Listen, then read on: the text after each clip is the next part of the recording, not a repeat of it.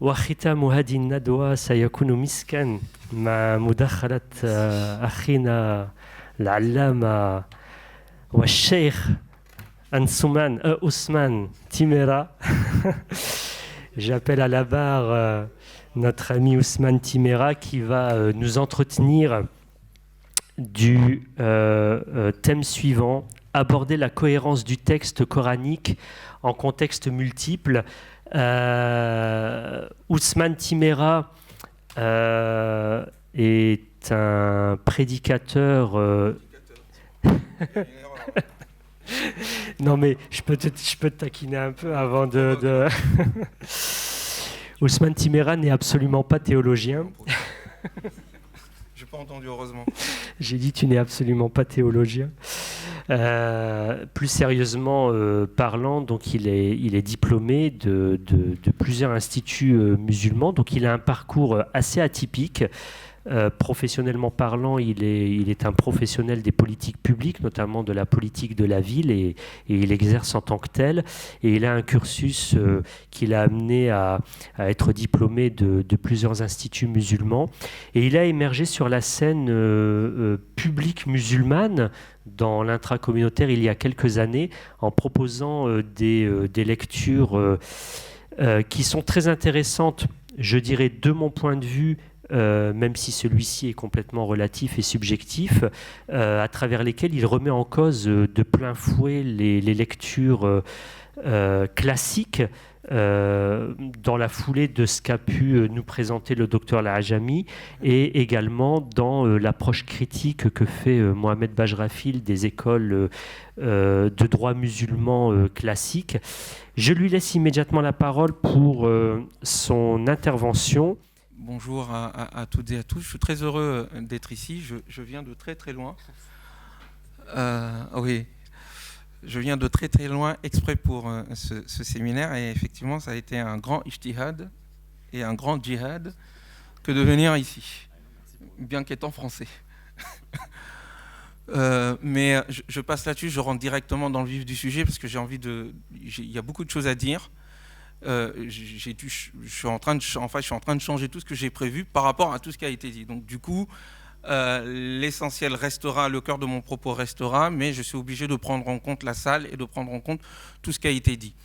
Plantons le sujet, parce que j'avais prévu je suis effectivement en train de corriger un livre que j'ai fini, au bout de plusieurs années, qui s'intitule Essai de philosophie coranique et qui se présente sous forme de 3 tomes, et le premier tome, Inch'Allah, je l'espère, est en cours de correction, et donc je dois faire en sorte que la publication soit faite. Donc c'est le contenu de ce propos que je vais résumer ici, et que d'aucuns trouvent dans mes différentes conférences ou dans mes articles, dans les écrits que je fais.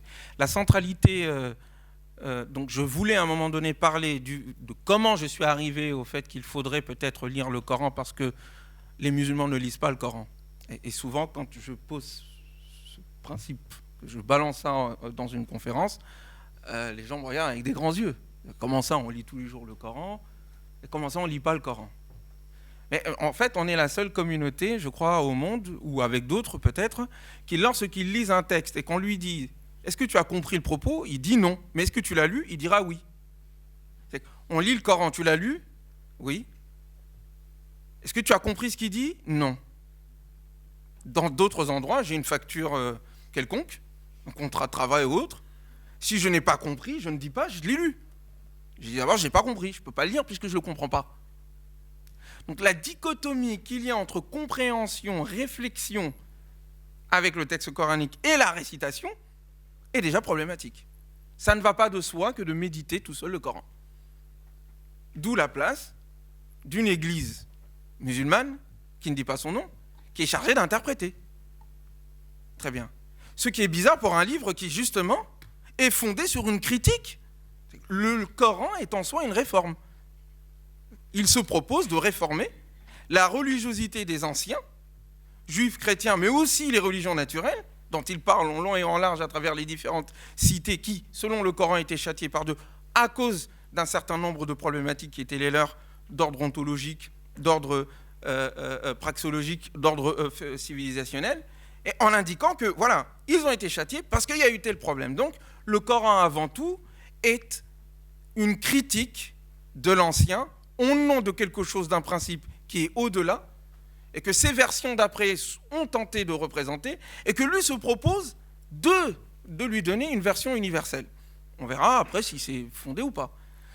Mais vous allez me dire, mais d'accord, mais tout ça c'est toi qui le dis. Comment on lit le Coran alors? Puisque c'est ça la problématique, c'est la cohérence du Coran. Ça pose problème pour certains, puisque pour certains le Coran n'est pas cohérent. Donc il faut que je prouve que le Coran est cohérent. Et d'autre part, la multiplicité des contextes. Parce que, est-ce que la multiplicité des contextes indique donc l'équivocité ou le relativisme de la référence? Ça revient effectivement sur le propos de notre ami Moreno. Est-ce que, lorsque je dis il y a multiplicité de contextes, cela veut dire que le Coran en tant que tel, à l'aune des contextes, ne peut être lu que de manière relative? Et de l'autre côté, si je parle de cohérence du propos coranique et de son unité, parce que c'est ce qui est sous-entendu, est-ce que cela veut dire que j'annihile et j'annule la possibilité d'une pluralité de lecture? Si je dis l'un, j'annule l'autre. Si je dis l'autre, j'annule l'un. Et c'est le débat dans lequel nous nous trouvons depuis des années, voire des siècles. D'autre part, il faut situer mon propos dans un enjeu beaucoup plus global. C'est-à-dire que toute société humaine, et c'est là où je parle du fait que s'il y a des contextes différents, il y a quand même un contexte anthropologique humain qui est de l'ordre de l'invariant.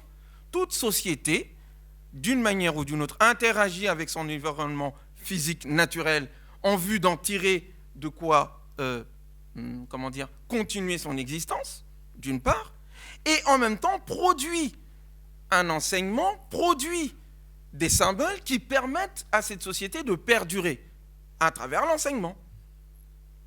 Et la gestion de tout cela, qui est d'ordre politique, est faite par ces individus à partir d'une référence qui est la leur, soit en indiquant que la nature est telle qu'elle est et il n'y a pas de créateur, il n'y a pas de sens à proprement parler, ou il y a un sens, il est d'ordre naturel, ou bien disant qu'il y a un sens qui est supérieur à l'ordre des choses telles que nous les voyons, et c'est des dieux, ou c'est un dieu, ou autre, ou alors nous considérons que tout cela est pur hasard, au fond la réalité n'existe même pas, et qu'au fond on est en train de rêver. Très bien. Donc c'est à l'aune de ce contexte global que se situe l'entrée de la révélation, du phénomène de la révélation. Si tant est qu'on y croit ou pas. Mais en tout cas, il y a quelque chose qui dit « je suis révélé ». Et moi, je viens vous donner des orientations, je viens vous donner des réponses quant aux questionnements, aux questions fondamentales qui fondent même l'exercice de la construction de la société. Il y a un processus qui est que nous avons besoin de symboles à partir desquels nous nous référons afin de donner un sens à notre activité d'interaction avec l'ordre naturel ou avec l'ordre social. Toute société est obligée de faire ce travail. D'où l'interaction entre symbolique, d'une part, et physique. Donc ça, ce n'est pas un élément contextuel, c'est permanent. Ensuite, le contenu que nous allons donner à ces contenants, ça, c'est de l'ordre, effectivement, du relatif. Mais aujourd'hui, où nous en sommes par rapport à la question du réformisme, c'est que il y a à un moment donné une production qui est faite, dans mon interaction, je prends un certain nombre, moi, société humaine, nous prenons des informations dans notre lecture de la réalité, puis nous les organisons, puis nous les pensons, nous y ajoutons du symbolique, et cela est ensuite enseigné. Et cela crée des institutions, du politique, différentes institutions telles que les entreprises, le fait de pouvoir transformer la nature, l'éducation et la famille, et bien sûr l'État et le politique. Bref, mais il y a un moment donné, l'enseignement donné ou l'interaction relative que j'ai avec mon environnement interne et extérieur est pris pour un absolu, est pris pour une idole. On est figé, parce qu'on dit que c'est comme ça, les anciens l'ont ainsi dit, et donc c'est la vérité, et si c'est la vérité, on ne peut pas faire autrement. D'où la nécessité à un moment donné du renouveau. Bon, c'est bloqué là. Comment on fait? Ceux qui à un moment donné vont venir, on va dire oui, mais peut-être qu'il faut re-questionner la source. Ou changer la source. Carrément. Très bien. Donc c'est dans ce processus, je pense en tous les cas, qu'il faudrait peut-être insérer la question de la relation avec la révélation. Si à un moment donné nous estimons que la révélation est là pour donner des orientations qui permettent aux êtres humains de faire des normes, la révélation n'est pas là pour seulement normer, elle vient normer la norme. Mais dans ces cas-là, la révélation se doit d'être cohérente, se doit d'être claire, se doit d'être en tout cas accessible, sinon ça ne sert à rien du tout. Et d'ailleurs, si tel n'était pas le cas, nous ne parlerions pas de révélation. Nous avons quelque chose qui s'appelle une révélation, un Coran, une Bible ou autre. Et le problème de la pensée musulmane contemporaine et du réformisme musulman, c'est que l'ensemble des débats que nous avons en termes de réforme musulmane, excusez-moi, je vais être peut-être impoli envers les anciens et je les respecte beaucoup. Tout ça pour dire ensuite quelque chose de très très vache. Mais on n'est pas à la hauteur des enjeux. La question, c'est pas de savoir si je coupe une main ou pas. Dans le droit musulman, il est facile de dépasser cette question. Comme mon ami Bajrafil l'a dit, on trouve des avis juridiques qui indiquent qu'il est possible d'aller au-delà. La question, c'est pas de savoir si je porte un voile ou pas, ou qu'est-ce que je dois manger et dans quel sens je dois tourner la bête quand je vais la tuer. Il y a des questions beaucoup plus fondamentales qui sont de l'ordre du rapport avec le transcendant, si celui-ci existe, de l'humain, et c'est ce que nous sommes, de la conception que nous avons et de ce que cela va donner comme sens et comme impact sur notre interaction et sur notre civilisation. Donc il y a un changement de paradigme qui est en train de se faire ou qui doit se faire. Et la pensée musulmane n'est pas à ce niveau-là. Quand nous parlons de réforme dans la tradition chrétienne, on n'est pas en train de parler de couper des mains ou du pantalon qui doit monter. La réforme que Luther propose, je ne suis pas d'accord avec. Sur le plan coranique, je pense qu'il y a des critiques à faire sur la réforme de Luther. Mais il se trouve à des niveaux de paradigme, à tel point que ça crée carrément une autre religion, le protestantisme. Nous ne sommes pas ici. Et donc il n'y a pas de rupture épistémologique qui a lieu pour l'instant dans la pensée musulmane, parce que nous prenons des cadres comme étant la révélation elle-même. Je reviens maintenant, après avoir situé cet ensemble-là, je reviens maintenant sur la cohérence du propos coranique. Moi, quand je me suis mis à m'intéresser à cette question-là, elle est due à mon histoire personnelle. Moi, j'ai toujours été en rapport avec le Coran, depuis que je suis petit. Je disais ça de façon triviale à des gens, moi je kiffe le Coran. J'entends sa musicalité, ça me bouleverse. Moi, j'ai d'abord ce rapport. Et je ne suis pas arabophone, je ne comprenais pas l'arabe. Mais j'avais accès aux livres, premièrement. Deuxièmement, j'avais mon papa et d'autres personnes autour de moi, des chouyours et autres, qui faisaient des traductions du Coran, des tafsirs. On dit tafsir. Ils le disaient en langue soninké. Moi, je comprends le soninké. Et jamais je me suis mis avec mes parents à dire « il n'est pas clair ». Il disait des choses et je l'entendais, ça me touchait. Il y avait des choses que je ne comprenais pas. Mais ce n'est pas parce que ce n'était pas clair. Parce que c'était profond. Très bien. Et puis, au fur et à mesure de mon avancée, toujours le livre en contact avec ma personne, où je suis en contact avec le livre plutôt, mon parcours personnel, mes lectures font qu'à un moment donné, à chaque fois, je reviens vers le livre, j'y trouve des nouveaux éléments qui font que j'approfondis mes connaissances dessus, mais la lettre du livre est toujours là, je la comprends, je la saisis. Très bien, mais on fait un certain nombre d'interventions parce que des gens m'invitent à un moment donné, et je m'amuse à prendre des passages du Coran. Mais je le fais sans connaître tous ces enjeux, à l'époque, je ne savais pas. Mais le propos est là, on prend Surat Taha, on le lit clairement, et puis on le récite, et puis il y a une réflexion avec le public, un tel dit ça, et puis on dit, ouais, mais le propos, il dit ça à tel endroit, donc si tu dis ça, tu es en contradiction avec l'harmonie du propos. C'est comme ça qu'on débattait. Ok. Et puis, des gens me proposent, je dis, mais comment tu fais? Comment ça se fait que quand tu lis le Coran, tu trouves des enseignements qu'on ne voit pas immédiatement. Mais ensuite, quand tu les révèles, on dit, ah oui, c'est dedans. Et je me dis, ah oui, c'est vrai, comment je fais? Je ne savais pas comment je faisais, au fait. Donc, il a fallu que je me regarde faire. Puis, en me regardant faire, bon, c'est vrai, comment tu fais? Je me suis rendu compte que c'est à force de lire le livre qu'il y a eu une certaine habitude. C'est-à-dire qu'à chaque fois que je lisais un passage, les autres passages, je les avais en tête déjà. Donc, je savais ce qui allait venir avant.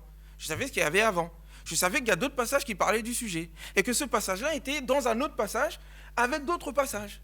Et donc ça faisait une sorte de kaléidoscope. C'est la seule image que j'ai en tête, où chaque facette renvoie à d'autres facettes, qui renvoient à d'autres facettes, qui renvoient à d'autres facettes, et à l'infini. J'en avais mal à la tête. Très bien. Donc je me dis, il faut que je comprenne comment je lis ça. Et donc mon propos, c'est que ce n'est pas une question de contexte. La compréhension ou la capacité de comprendre ou de tirer un enseignement d'un livre, quelconque, en l'occurrence le Coran, est tributaire effectivement des capacités de la personne. Il y a des personnes qui sont plus intelligentes que d'autres, ou des personnes qui ont un regard différent de l'autre. Ce n'est même pas une question d'intelligence d'ailleurs. J'ai trouvé des personnes à qui j'enseignais qui m'ont fait voir un côté d'un passage que moi je n'avais pas vu, et que j'ai intégré dans la réflexion. Très bien. Mais alors, je me suis dit, c'est bizarre. Est-ce que le Coran parle de la méthodologie ou propose une méthodologie pour le lire? C'est bizarre parce qu'on dit que le Coran parle de tout. Donc normalement, si c'est vrai cette parole, le Coran ne peut pas avoir oublié ce sujet. S'il l'a oublié, franchement, il ne sert à rien. Et je me suis rendu compte qu'effectivement, le Coran parle de ce sujet. Il parle de la manière dont il veut être abordé. Il a une vision de lui-même. Il a un discours sur lui-même. Il s'autoréfère. Ça pose problème pour certains. Ouais, c'est une autoréférence. Oui, mais si le livre lui-même indique pourquoi il doit être lu de telle manière, ce sera intéressant de l'écouter. Après, on peut jeter ça de l'autre côté. Mais on peut faire une recherche sur comment le Coran veut qu'il soit lu. Alors, il y a un certain nombre de principes et de propos. Je vais citer les passages directement pour pas qu'on dise que c'est une invention intellectuelle d'Ousmane. C'est premièrement, mais dès le début, c'est-à-dire la deuxième sourate, il indique que le livre dans lequel il n'y a pas de doute. Il n'y a pas de doute dedans, quoi. C'est pas peut-être ou je sais pas trop. Non, c'est solide. Pourquoi je dis c'est solide? Parce que dans d'autres passages qui vont rejoindre ce passage-là, il indique en disant il n'y a pas de tortuosité dedans. Il est clair, il est droit. Son propos n'est pas alambiqué. Alors quelqu'un peut dire, mais oui, d'accord, mais tu dis alambiqué, il a dit Aywaja, il n'y a pas de tortuosité en son intérieur, mais d'autres passages viennent aider ce passage-là. Et du coup, quand je lisais le Coran, j'avais l'impression qu'il y avait un dialogue entre les signes, parce que le Coran ne parle pas de versets, il parle de signes. Intéressant. Donc, le fait qu'ils disent que le Coran a des signes a une conséquence. Ce n'est pas la même chose que dire verset. Donc, ça sous-entend une vision philosophique sur le monde, parce que le monde aussi est un signe, et sur la révélation en elle-même. Bref. Donc, c'est un premier élément. Il dit qu'il est solide, il n'y a pas de tortuosité, il n'est pas mou. Ce n'est pas une parole qui glisse comme ça. Premièrement. Deuxièmement, à partir de là, il dit, dans par exemple la sourate Hud, mais aussi la sourate, donc la 11e sourate, la 12e sourate, je peux faire aussi référence à la 8e sourate Al-A'raf, c'est qu'il dit qu'il est clair,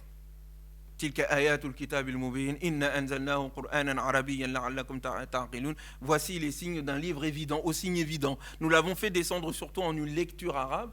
Intéressant. Pourquoi parler d'abord des signes évidents qui ensuite sont transposés en langue arabe? Afin que vous puissiez raisonner. Alors quelqu'un va dire, mais tu vois la sacralité de l'arabe. Non, moi je ne vois pas les choses comme ça. Mais ce sera peut-être un élément de discussion ensuite. Donc, il dit qu'il est solide, donc en conséquence, il est clair, et que de ce fait, il n'y a pas d'incohérence dans son propos. On peut ne pas être d'accord, mais il dit qu'il est cohérent. Alors, il faut que je revienne un peu en amont, mais comme le professeur Moreno l'a dit tout à l'heure, nous partons du principe que quand quelqu'un parle, il utilise des mots qu'on doit comprendre. Si on ne comprend pas, on doit se mettre en quête de la traduction. Si on n'arrive pas à le traduire, c'est que ce n'est pas une langue d'être humain. Là, on ne parle pas. Mais le propos, dire qu'un propos est pulvérisé par des milliers d'interprétations, la personne qui est en train de dire ça est en train de pulvériser son propre discours. Puisqu'il part du principe que quand je dis que le Coran a de multiples interprétations, il part du principe que ceux qui l'écoutent ne vont pas interpréter de manière plurielle son propos. Donc on est dans un relativisme tout craint, idéologique, qui n'a aucun sens. Donc, il est cohérent, il est clair. De ce fait, il nous dit, mais il y a une façon de lire le Coran. Ah bon? Il dit, lorsque le Coran est lu, ce sont des passages que tous les musulmans connaissent. Seulement quand on le récite, on dit, mais regarde, écoute bien ce qu'il dit. lorsque le Coran est lu, fastami'u, écoutez-le attentivement, wa ansitu, faites le silence en vous, afin que la miséricorde vous atteigne. Donc déjà, il veut dire, il faut te calmer, quoi. Prends le livre posément, écoute-le d'abord. Mais c'est tellement vrai qu'il dit la même chose quand il s'agit des djinns. Alors, ceux qui pensent que les djinns existent ou pas, c'est pas mon propos. Tu fais ce que tu veux, c'est notre affaire. J'ai juste qu'il dit que les djinns, quand ils ont compris le Coran, c'est les mêmes mots que le Coran utilise. Lorsqu'ils ont été en présence du Coran, qalu ansitu, faites le silence. Le même mot qui est utilisé dans Al-A'raf. Et le même événement, ou un événement différent, toujours avec ces mêmes catégories de créatures, dans la sourate qui porte leur nom, il dit « Inna sami'na » nous avons entendu une lecture incroyable. Donc les deux critères coraniques pour interagir avec son contenu, le silence intérieur et l'écoute attentive, ont été réunis par ces créatures extra-humaines, et ils ont immédiatement compris le Coran, sont passés par Al-Azhar.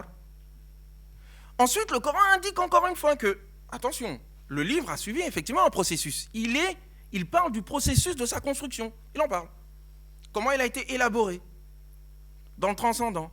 Comment il est intervenu dans l'histoire. Pourquoi est-ce qu'il a suivi une chronologie. Et pourquoi est-ce qu'ensuite, la chronologie n'a pas été respectée. Notamment, dans la sourate Al-Isra, il va parler du fait qu'il y a un tanzil, c'est-à-dire la révélation est descendue par fragments, afin que tu puisses le lire attentivement sur les gens. Donc il y avait un esprit pédagogique derrière. Dans la sourate Al-Furqan, il va dire oui, le même propos, pourquoi est-ce que le Coran est descendu de manière fragmentée et pas d'un seul coup. Il dit c'est ainsi, pour que nous apaisons ton cœur, warattalnahu tartila. Et le tartil en langue arabe veut dire le fait de relier, d'harmoniser, de faire en sorte que une chose qui se met à côté de l'autre de manière harmonieuse, c'est tartil. Ah, mais dans d'autres passages, il dit que le Coran est yatlou, on le récite, on le lit. Mais le fait de lire quelque chose est impossible si nous ne rassemblons pas des choses ensemble et nous les relions pas. Et de ce fait, j'en déduis que donc si le Coran est clair et qu'il nous demande d'être attentifs et qu'il nous demande d'être à l'écoute et qu'à partir de là, il nous dit aussi que le Coran a suivi un processus d'élaboration, mais le processus, l'élaboration dernière qui est présente est voulue par Dieu parce que c'est Dieu lui-même qui l'a relié et harmonisé, à ce moment-là, il faut lire le Coran dans sa cohérence, dans sa reliance, dans sa relation, le passage d'un verset ou d'un signe avec sa sourate, et donc du coup on découvre que les sourates ont un sujet. On se rend compte que tout sourate al-Baqarah tourne autour d'un sujet central. Mais ça nécessite de la méditation. Et enfin, nous comprenons pourquoi le Coran ne nous demande pas d'interpréter ta'wil, le Coran. Il ne nous demande pas non plus d'en faire le tafsir. Parce que le tafsir part du principe que le Coran n'est pas clair. Tafsir veut dire rendre clair. On ne rend pas clair ce qui est clair. Pour que le tafsir existe, il faut partir du principe que le Coran n'est pas clair. Mais le fait que le Coran n'est pas clair est dû au fait qu'on le fragmente. Et c'est ce qu'il dit dans d'autres passages, en reprochant aux gens, notamment les idolâtres, de prendre le Coran par fragments. Redrin. Bref, donc, le paradigme, en tous les cas, qui permet aux musulmans, pour ceux en tout cas, même pas les musulmans d'ailleurs, pour ceux qui veulent lire le propos coranique, avant toute interprétation, qui existe, mais qui vient en aval, pas en amont. Et si elle vient en aval, elle est à critiquer à l'aune d'une lecture continue, mais qui se médite, à l'aune de la cohérence du propos, de la reliance du propos, de son harmonie, de ne pas fragmenter les mots, de ne pas prendre un bout de verset et le faire tourner comme on veut. Toute la théologie patriarcale, mais toute l'interprétation même mystique, moderniste, fondamental, appelez tous les is que vous voulez, part de ce paradigme. Il fragmente la réalité et il fragmente le Coran et il n'arrive pas à voir les relations. Donc c'est un paradigme de réduction et de séparation et non pas un paradigme de distinction et de reliance. Et là on se met au niveau des paradigmes de la méthodologie de lecture de la réalité et de la révélation. Donc le Coran est autoréférent quant à la manière dont il va être lu, d'une part afin de fonder une lecture de la réalité où il se propose de donner des informations sur le plan de l'ontologie, sur le plan de l'anthropologie, sur le plan de la cosmologie, sur le plan bien sûr et avant tout de la théologie, au niveau de la praxologie, au niveau de la méthodologie et au niveau de l'épistémologie. Ce sont des mots pompeux, certes, mais qui veut dire tout simplement comment l'être humain va interagir avec son existence à l'aune d'un but qu'il lui donne et qu'il doit choisir parfois ou pas. Je m'arrête ici.